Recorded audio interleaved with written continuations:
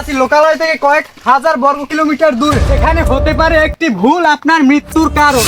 আমার কাছে কোনো খাবার দাবার নেই, আমাকে যদি বেঁচে থাকতে হয় তাহলে পুরো 3 দিন এই মানুষ খেকো গাছগুলোর ভিতরে আমাকে টিকে থাকতে হবে। ভয়ঙ্কর বাবুর খেতে যদি আমাকে টিকে থাকতে হয় তাহলে আমার জন্য সবার আগে প্রয়োজন পুষ্টিকর খাবার। আমি যা বুঝলাম এখানে সব থেকে পুষ্টিকর সহজলভ্য খাবার হচ্ছে হাপের লেদি আর ছাগলের গু। অনেকক্ষণ খোঁজাখুঁজির পর আমরা পেয়ে গেলাম সেই পুষ্টিকর খাবার হাপের লেদি, যেটা এখন আমরা টেস্ট করে দেখবো।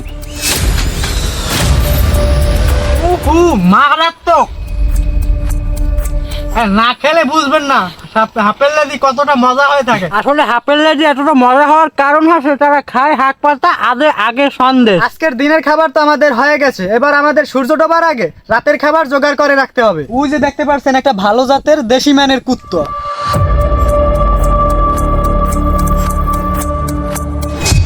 হ্যাঁ, এবার আপনারা ঠিকই বুঝতে পারছেন। এবার আমরা কুত্তাটাকে ধরে রাতের খাবারের জন্য তার কাছ থেকে গু সংগ্রহ করব। কুত্তাটা যেহেতু ভালো মানের সেহেতু কুত্তাটার গু খুব সুস্বাদু এবং পুষ্টিকর হয়ে থাকবে।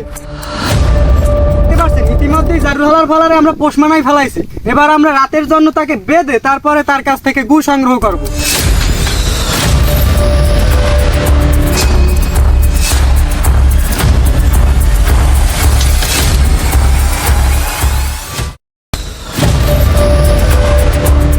রাতের খাবারের জন্য আমরা পর্যাপ্ত পরিমাণে কুত্তর গু সংগ্রহ করে নিয়েছি। এবার আমরা সামনের দিকে সফর শুরু করব। আমরা জানি 2+2 = 4, সুতরাং আমরা কোনো দিকে না তাকাইয়ে ডাইনে বামে না তাকাইয়া সোজা একেবারে হাঁটতে যাব। আমরা সোজা রাস্তা বাইরে না। এত লবণ লাগে কেন? আসলে এই জলাশয়টা তৈরি হয়েছে হারাদেশি মানুষের মুতে। এখানে রয়েছে হারাদেশি গাঁজাখোরের মুত, এ কারণে এই পানিটা খুবই বিষাক্ত।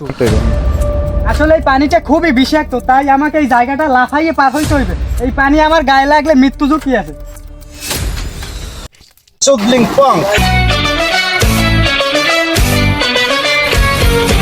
আমি তো জীবন ঝুঁকি লইয়ে কোন রকম হাতরাই আইছি, কিন্তু আমার ক্যামেরাম্যান তো বোবাদন। হে যদি হাতরাই আইতে চায় হে তো গাঁজাখোরের মুতে ডুববে মারা পড়বে। তাই আর বেঁচে থাকার পরবর্তী লড়াই আপনাদেরকে দেখাতে পারলাম না। ভিডিওটা ভালো লাগলে অবশ্যই চ্যানেলটা সাবস্ক্রাইব করবেন।